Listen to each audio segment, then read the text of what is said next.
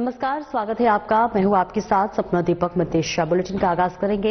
मध्य प्रदेश विधानसभा के शीतकालीन सत्र में अतिवृष्टि से फसल नुकसान और मुआवजा मुद्दे पर सत्ता विपक्ष में जोरदार बहस हुई। सरकार के जवाबों से नाराज कांग्रेस विधायकों ने वॉकआउट कर दिया। प्रश्नकाल के दौरान फसल नुकसान और राहत राशि को लेकर सत्ता पक्ष और विपक्ष के बीच तीखी नोकझोंक देखने को मिली। इस बीच आपको बता दें कि कांग्रेस विधायकों सतीश सिकरवार और बाबू सिंह जंडेल के अलग अलग प्रश्नों पर चर्चा हुई, जिसमें विपक्ष ने सरकार को घेरने की कोशिश की। सरकार के जवाब से असंतुष्ट कांग्रेस विधायकों ने सदन से वॉकआउट कर दिया। इस बीच आपको बता दें कि कांग्रेस विधायक सतीश सिकरवार ने खराब फसलों के बदले दिए गए मुआवजे को बेहद अपर्याप्त बताते हुए तीखी प्रतिक्रिया दी। उन्होंने कहा कि यशोपुर जिले में एक किसान ने फसल नुकसान के कारण आत्महत्या कर ली, लेकिन सरकारी रिकॉर्ड में मात्र 3 किसानों का ही नुकसान दर्शाया गया है। सिकरवार ने दोबारा सर्वे कराने और फसल नुकसान से आत्महत्या करने वाले किसानों के परिजनों को 1-1 करोड़ रुपए मुआवजा देने की मांग की है। उस पर राजस्व मंत्री करण सिंह वर्मा ने स्पष्ट किया है कि जिन किसानों को 25% से कम फसल नुकसान हुआ है, उन्हें मुआवजा देने का कोई प्रावधान नहीं।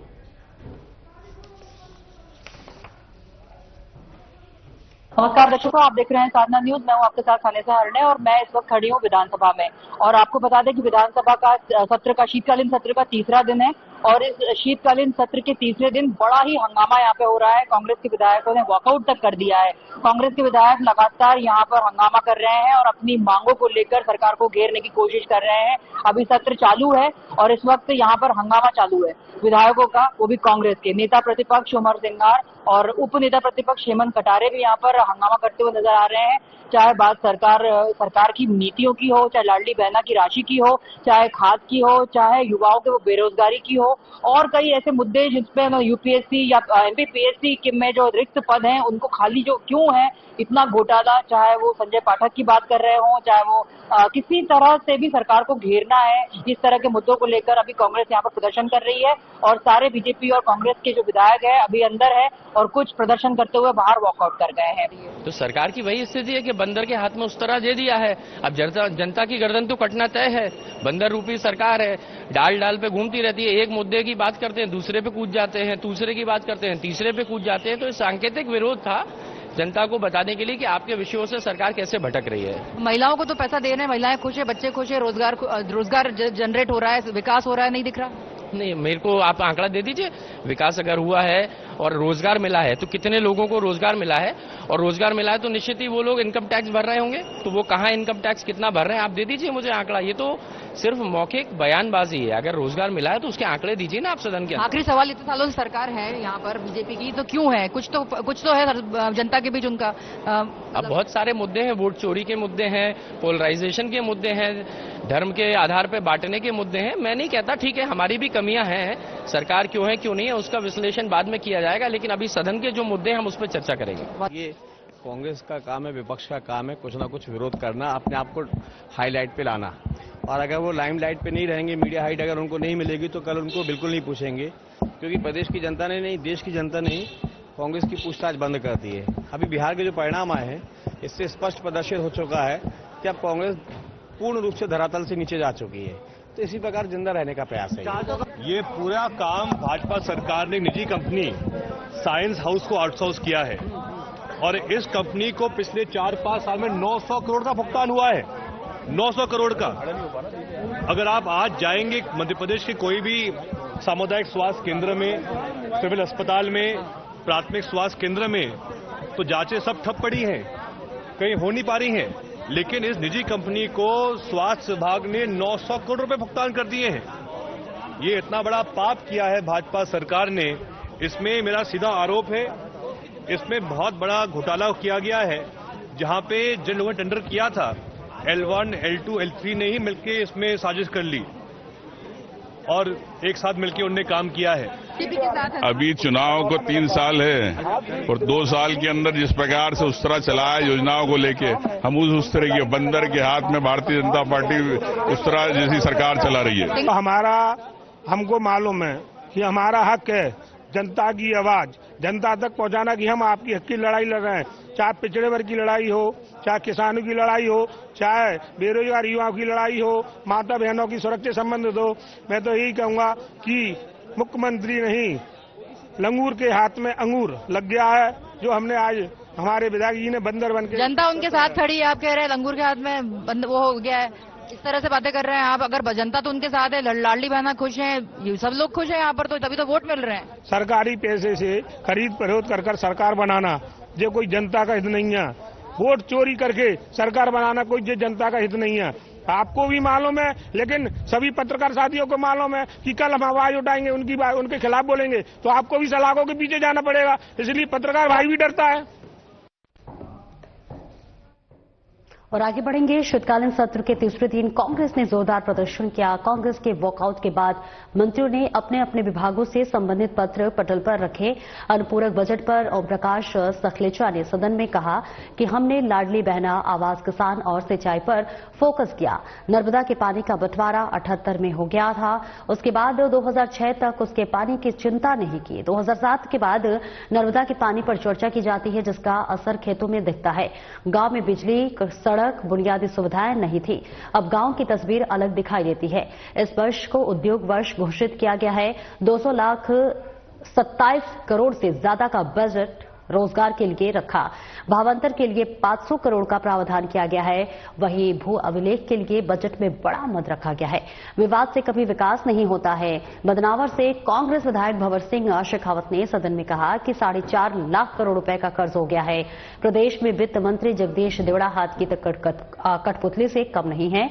कर्ज में 60% पैसा खर्च हो रहा है। योजनाओं के लिए पैसा नहीं है। मुफ्त की योजनाओं में विरोध में नहीं, लेकिन यह आपकी बीमारी बाकी प्रदेश में भी शुरू हो गई है। लाडली बहनों को लाभ नहीं दे रही, बल्कि वोट खरीदने का नया फॉर्मूला है। नगद योजना, रिश्वत की योजनाएं हैं, सब घोटाले सामने आ रहे हैं। सरकार कहती है कि आंख मूंदकर सड़कों पर गाड़ी चला लो, सड़कों की स्थिति नहीं मालूम। सरकार तो विपक्ष के विधायक समेत जनता को निपटाना चाहती है। 15 करोड़ रुपए कांग्रेस के विधायकों को नहीं दिया गया, बाकी विधायकों को तो दे दिए।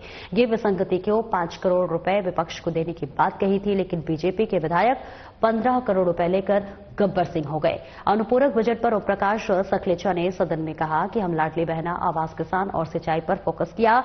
नर्मदा के पानी का बंटवारा 1978 में हो गया था, उसके बाद 2006 तक उसके पानी को चिंता नहीं की गई।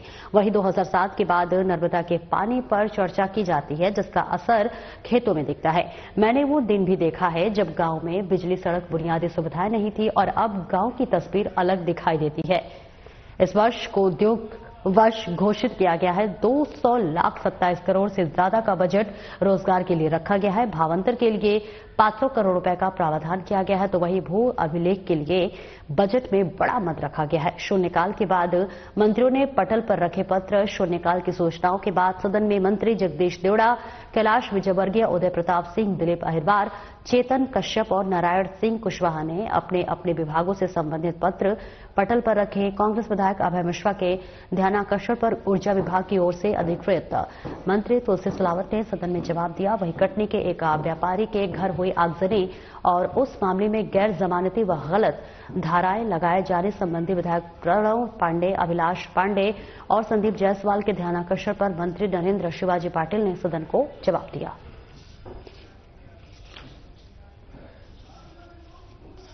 जो नियम में है वो प्रक्रिया का पालन सरकार करेगी। कहीं भी कोई गलत प्रक्रिया शासन किसी भी कीमत पर नहीं चलने देगी। सरकार ज्यादा मुआवजा दे रही है, उनसे कांग्रेस के जमाने में जो दिया है उससे कई गुना ज्यादा मुआवजा दे रही है। कांग्रेस में 1600 एकड़ था, हम 16,000 पर एकड़ दे रहे हैं। हमने 4,000 से ज्यादा का मुआवजा बांटा है और लगातार हम किसानों के फसल बीमा का सर्वे करा के और तमाम मुआवजे की प्रक्रिया लगा रहे हैं। कांग्रेस केवल चिल्ला चोट कर रही है, करने दिए जाए। और कांग्रेस कह रही है पहले 25 दिन के सत्र हुआ करते थे, अब 5 दिन में निपटा रही है, और बहुत कुछ विधायक बोलेगा तो यही बोलेगा, कहां बोलेगा? निपटा रही ये शब्द ठीक नहीं है। देखिए क्या हो रहा है, समय रहते हुए सबकी व्यस्तता के कारण निश्चित रूप से सत्र बड़ा होना चाहिए। आज से 10 साल 15 साल पहले व्यस्तता कम होती थी। अब व्यस्तता, अब जब सदन के सब काम हो जाते हैं तो उसके बाद सत्र की समाप्ति की ओर जाता है। मैं भी इस बात से सहमत हूं कि विधायकों की बात सदन में उठाने का मौका मिलना चाहिए। समय समय पर हमारे विधानसभा अध्यक्ष जी को हम लोग भी अवगत कराते हैं और वैसे भी हमेशा सारी बातें आती हैं। आपके यहाँ पे मुखौटा लगा के बंदर का सरकार के ऊपर कटाक्ष किया जा रहा है, सरकार को घेरा जा रहा है, आपकी तरफ से क्या कहेंगे? देखिए, ये मध्य प्रदेश में दुर्भाग्य है कि मध्य प्रदेश बेरोजगारी की तरफ जा रहा है, मध्य प्रदेश भ्रष्टाचार की तरफ जा रहा है, मध्य प्रदेश में जंगल राज बन रहा है, अपराध बढ़ रहे हैं और किसानों को ना तो फसलों के दाम मिल रहे, ना बिजली मिल रही और किसानों की जो अभी अतिवृष्टि से जो फसलें नष्ट हुई हैं उसका सही राशि नहीं मिल रही और झूठी सदन में जानकारियां दी जा रही हैं कि किसानों के खाते में पैसा डाल दिया है। एक नागरिक का दायित्व बनता है कि वो अपना नाम जुड़ाए और जब नाम जुड़ेगा तो सारी योजनाओं का तो इसे नाम दे पाएंगे हम और हम मतदाता सूची में नाम नहीं कर पाएंगे किसी भी, चाहे मैं पार्षद नहीं बन सकता, मैं विधायक नहीं बन सकता, मंत्री नहीं बन सकता, मतदाता सूची में नाम तो जरूरी है ना। विधायक पीसी शर्मा जी मौजूद है, आइए बात करते हैं विधानसभा सत्र के बारे में। सर, इस बार का सत्र बड़ा हंगामादार, जैसे कि हमेशा से रहा है कांग्रेस का सत्र, तो इस बार वॉकआउट कर गए कांग्रेस के विधायक और काफी हंगामा कर रहे हैं, सरकार को घेर रहे हैं। नहीं, हंगामा तो करना जरूरी है क्योंकि ऑर्डिनरी वे में इनके कान पे जू रेंग नहीं रही है। 5 दिन का सेशन जिसमें 3 की छुट्टी हो गई, इसी में बजट भी पास होगा, इसमें होगा। तो हम लोग पहले 98 से 2003 में भी मैं विधायक था, ये 25 दिन चलता था विंटर सेशन, शीतकालीन सत्र 25 दिन चलता था और वो चलता था 1.5 महीने। बजट फरवरी शुरू होता था और जाता था अप्रैल तक। तो आप भाई अगर विधायक अपनी बात नहीं उठा पाएगा विधानसभा में तो कहाँ उठाएगा? और जिस समय विधानसभा में ये चीजें उठती है तो ये जो अधिकारी यहाँ कॉन्शियस रहते हैं, लोगों के जो आम जनता के काम हो जाते हैं। और आगे बढ़ेंगे, जहां कलेक्टर बाल गुरु के ने गुरुवार को कलेक्ट्रेट सभाकक्ष में शिक्षा विभाग की समीक्षा बैठक ली। उन्होंने जिले की शिक्षा व्यवस्था के सभी पहलुओं पर गंभीर चर्चा की। कलेक्टर ने साफ कहा कि शैक्षिक अड़िग गुणवत्ता बढ़ाना जरूरी है, किसी भी स्तर पर लापरवाही बर्दाश्त नहीं की जाएगी। उन्होंने पढ़ाई में रुचि न लेने वाले स्कूली प्रमुखों और लगातार खराब प्रदर्शन करने वाले अधिकारियों को फटकार लगाई, चेतावनी दी कि आगे भी ऐसी स्थिति मिले तो कार्रवाई की जाएगी। बैठक में शिक्षकों की ई अटेंडेंस, समग्र शिक्षा के तहत छात्रवृत्ति प्रोफाइल, अपडेट खातों की स्थिति, स्कूलों का निरीक्षण, हाई स्कूल और हायर सेकेंडरी स्कूलों में पाठ्यक्रम की प्रगति और कक्षा 10वीं और 12वीं के छात्रों की उपस्थिति पर चर्चा हुई।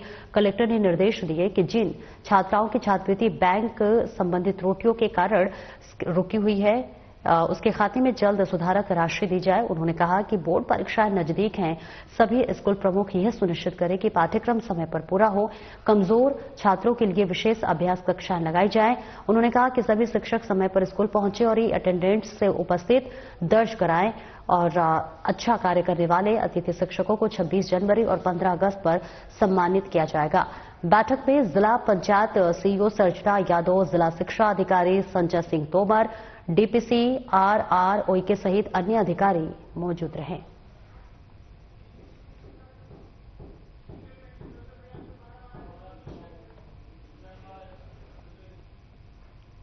आगे बढ़ेंगे, जहां रुद्राक्ष महोत्सव की तैयारियों को लेकर पुलिस महानिरीक्षक देहात रेंज राजेश चंदेल ने आज सीहोर में अधिकारियों की बैठक ली। उन्होंने कुबेरेश्वर धाम का भी दौरा कर आवश्यक दिशा निर्देश दिए। महोत्सव 14 से 20 फरवरी तक आयोजित होगा।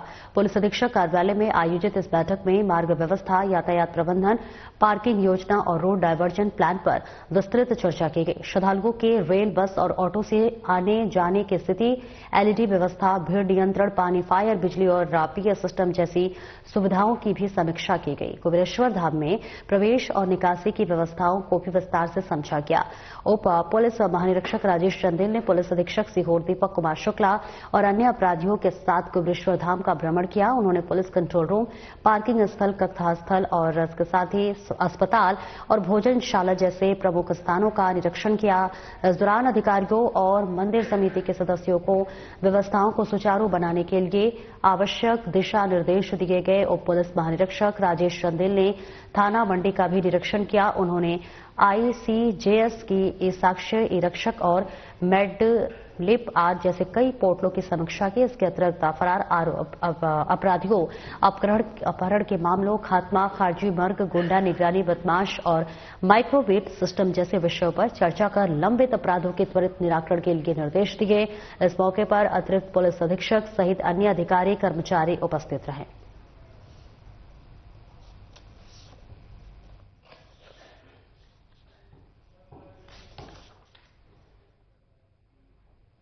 शासकीय कस्तूरबा कन्या हायर सेकेंडरी स्कूल में एक जागरूकता कार्यक्रम आयोजित किया गया। कार्यक्रम के मुख्य वक्ता उप पुलिस अधीक्षक महिला सुरक्षा पूजा शर्मा रही।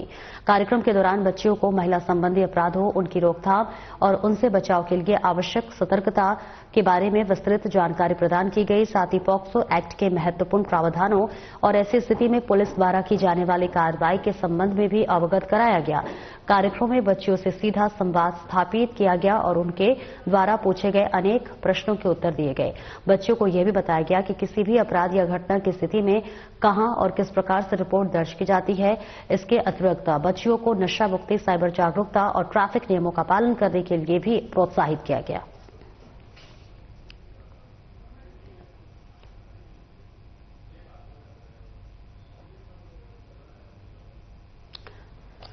तो देखिए तस्वीरें आपको दिखा रहे हैं जहां पर कस्तूरबा स्कूल में जागरूकता कार्यक्रम का आयोजन किया गया था। तमाम छात्राएं यहां पर पहुंची हुई थी।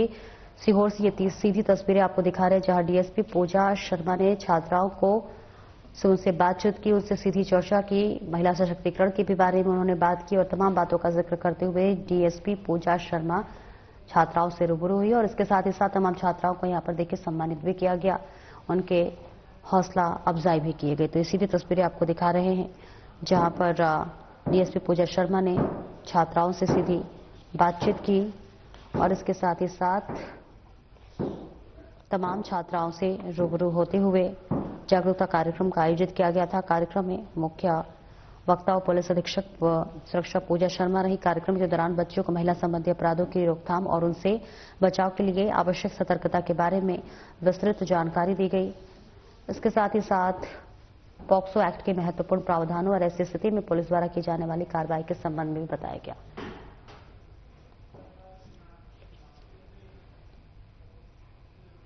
अखिल भारतीय चंद्रवंशी क्षत्रिय खाती समाज द्वारा बड़ौदी में 50 लाख की लागत से बनने वाली धर्मशाला का गुरुवार को भूमि पूजन किया गया। खाती समाज के मीडिया प्रभारी राजेश जामरिया ने बताया कि ग्राम बड़ौदी के समस्त खाती समाज के सहयोग से धर्मशाला का निर्माण किया जा रहा है और गांव में कार्यक्रम करने की पर्याप्त जगह नहीं थी, जिसका ग्रामीणों ने मिलकर धर्मशाला का निर्णय लिया।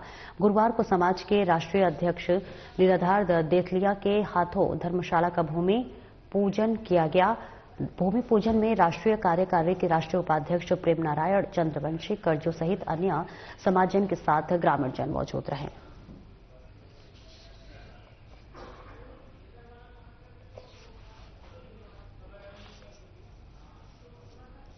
तो देखिए ये सीधी तस्वीरें आपको दिखा रहे हैं जहां राष्ट्रीय अध्यक्ष लीलाधर दुथलिया ने यहां भूमि पूजन किया है। तमाम ग्रामीणों की भी यहां पर मौजूदगी रही है और सभी इस भूमि पूजन में भाग लेते हुए नजर आ रही है। सीधी तस्वीरें आपको दिखा रहे हैं जहां पर बड़ौदा में खाती समाज के धर्मशाला का भूमि पूजन किया गया है और तमाम जो ग्रामीण वासी हैं उनकी मौजूदगी यहां पर देखी गई।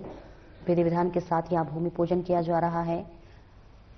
इसके साथ ही साथ दूर से यहां पर ग्रामीण जन पहुंचे हुए हैं। बड़ौदा में खाती समाज की धर्मशाला का भूमि पूजन किया गया। लगातार धर्मशाला बनाने की मांग की जा रही थी और अब देखिए वो मांग पूरी होती हुई नजर आ रही है, जिसके लिए भूमि पूजन किया गया। और वही पुलिस ने एक शातिर बदमाश को गिरफ्तार किया है। जुआज के खिलाफ कई पुलिस थानों में दर्जनों अपराध दर्ज है। पुलिस ने बदमाश को सबक सिखाने के लिए थाना क्षेत्र में सार्वजनिक परेड कराई। महाकाल थाना प्रभारी गगन बादल ने बताया कि पुलिस ने अपराध और अपराधियों पर नकेल कसने के लिए कार्यवाही करते हुए आतंक का पर्याय बन चुके शातिर बदमाश धर्मेंद्र योगी को गिरफ्तार किया है, जिसके विरुद्ध शहर के अलग अलग पुलिस थानों में 2 दर्जन से अधिक मामले दर्ज हैं। पुलिस ने बदमाश को सबक सिखाने के लिए थाना क्षेत्र में पैदल घुमाकर सार्वजनिक परेड कराई ताकि इसका क्षेत्र में खौफ खत्म किया जा सके।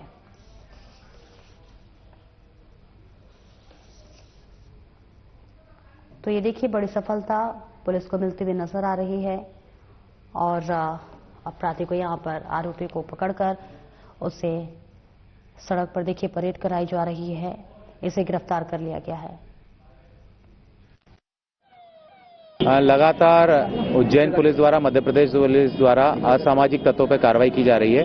उसी क्रम में महाकाल थाना क्षेत्र में रहने वाले आदतन आरोपी धर्मेंद्र योगी को आज गिरफ्तार किया गया है। इसी जगह पर पीछे उसके द्वारा फरियादी के साथ मारपीट की गई थी और उसे गंभीर चोटें पहुंचाई गई थी। शराब पीने के लिए अवैध धन की मांग भी की गई थी।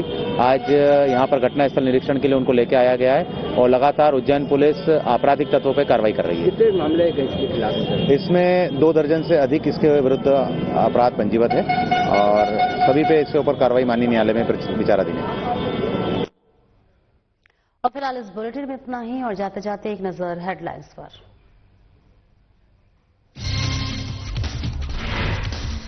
मध्य प्रदेश विधानसभा का शीतकालीन सत्र फसल नुकसान और मुआवजे मुद्दे पर बहस, सत्ता विपक्ष में हुई जोरदार बहस।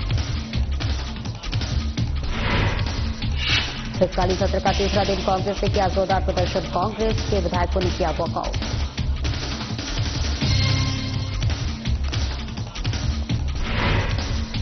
रुद्राक्ष महोत्सव से पहले व्यवस्थाओं की समीक्षा, डीआईजी राजेश चंदेल ने व्यवस्थाओं की समीक्षा। कुबेश्वर धाम में सुरक्षा, यातायात और भीड़ प्रबंधन को लेकर दिए अहम निर्देश।